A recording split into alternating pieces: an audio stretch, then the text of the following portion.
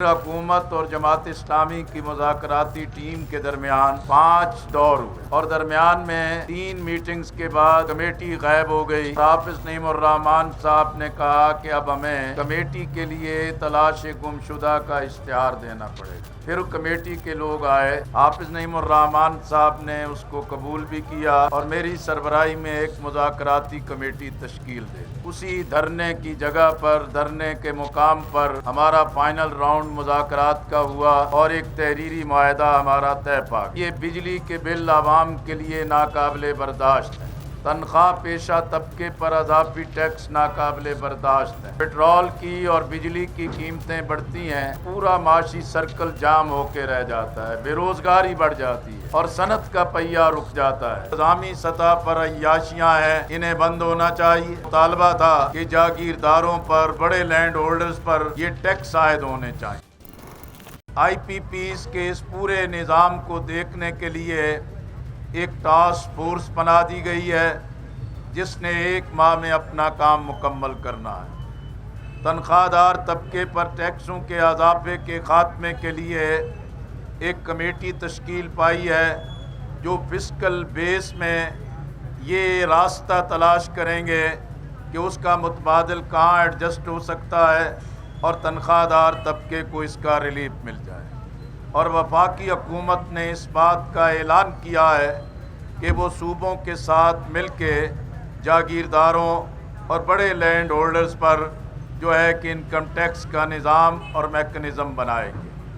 اور میں اس بات کو بھی واضح کرنا چاہتا ہوں، مذاکرات بھی ہوتے ہیں، معاہدے بھی ہوتے ہیں، لیکن پوری قوم کے اندر یہ بات پورے تیقن کے ساتھ موجود ہے کہ حکمران دباؤ میں آ کے معاہدے کرتے ہیں، ہاتھ پاؤں کے انگوٹھوں کے نشان بھی لگا دیتے ہیں، لیکن پھر انحراف کرتے ہیں، فرار کا راستہ تلاش کرتے ہیں۔ جیسے 2 روپے 65 پیسے فیول ایڈجسٹمنٹ کا اضافہ ہوا، ہمارا معاہدہ تو رات کو 11:30 بجے کے بعد ہوا اور یہ اضافہ بالکل صبح پہلے ہی انہوں نے اعلان کر دیا ہوا تھا، لیکن سوشل میڈیا کے ماہرین اس کو ایسے گڈمٹ کر رہے ہیں اور عوامی حقوق کی جنگ کی جو جد و جہد ہے اور اس پر ایک پردہ ڈالنا چاہتے ہیں، لیکن ہم سمجھتے ہیں کہ وہ اضافہ بھی غلط تھا اور یہ بجلی کے بل بھی قابل قبول نہیں ہے اور یہ بجلی سستی کرنی پڑے گی۔ اس لیے ہم نے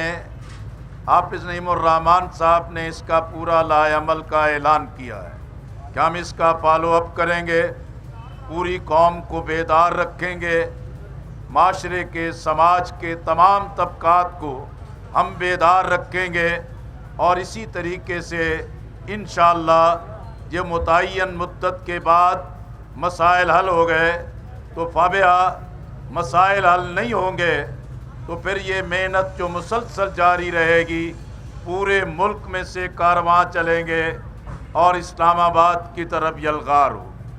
اور ایسے حکمران کہ جن کی بنیاد کمزور ہے، جن کی اپنی قانونی حیثیت کمزور ہے، جن کے اندر اس اقتدار پر رہنے کا کوئی حق حاصل نہیں ہے، لیکن اگر وہ عوام کے مسائل بھی حل نہیں کرتے، آئی پی پیز کو بھی لگام نہیں دیتے، بجلی کے بلوں میں بھی کمی نہیں لاتے، پیٹرول کی قیمتوں کو بھی حقیقی لاگت میں نہیں لاتے، عام آدمی پر ٹیکسوں کے بوجھ کو کم نہیں کرتے، تاجر ہیں، ایکسپورٹر ہیں، جن پر ٹیکسوں کا انبار اور ایک نظام کی خرابی کی وجہ سے مشکلات پیدا کی ہیں، تو انہیں اس مسائل کا حل کرنا ہوگا۔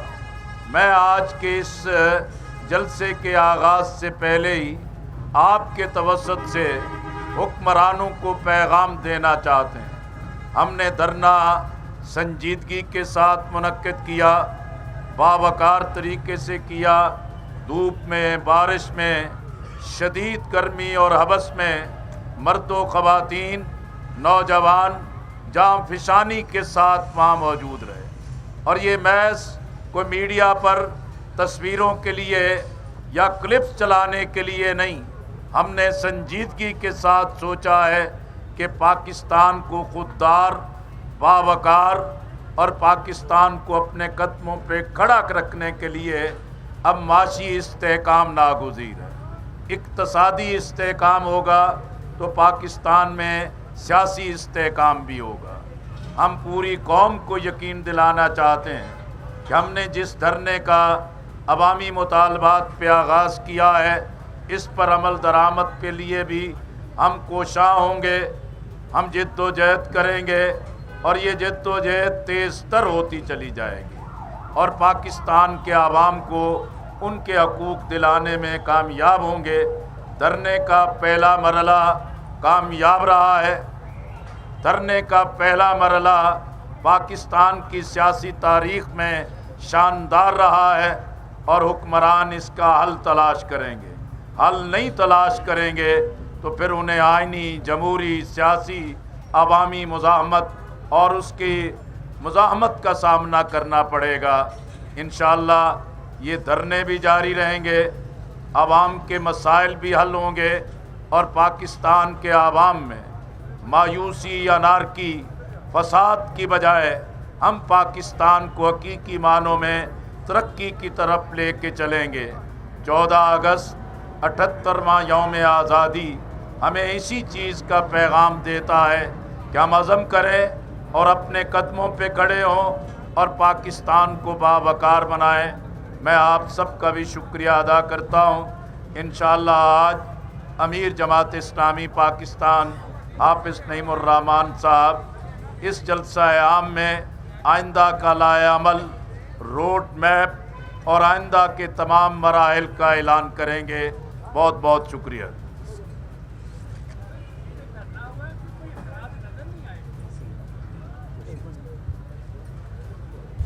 آپ یہاں آ گئے ہیں تو یہ اثرات کی وجہ سے ہی آئے ہیں۔ مسئلہ یہ ہے کہ بھئی اثرات تو بالکل واضح ہو چکے ہیں۔ دھرنا بھی ہوا، قرآن بھی آئے، مذاکرات بھی ہوئے، اور اس کے لیے ایک ٹائم لائن بھی ہوا، اور اس کی تمام چیزوں کو متعین کر دیا گیا۔ نمبر 1 کے بھی بجلی کے بل کم ہونے چاہیے۔ آئی پی پیز کو ایک ایسی مقدس گائے بنا دیا تھا کہ جیسے اس کو ہاتھ نہیں لگ سکتا۔ جاگیردار اور بڑے لینڈ ہولڈرز کے بارے میں بات کرنا پاکستان میں ناممکن بنا دیا تھا۔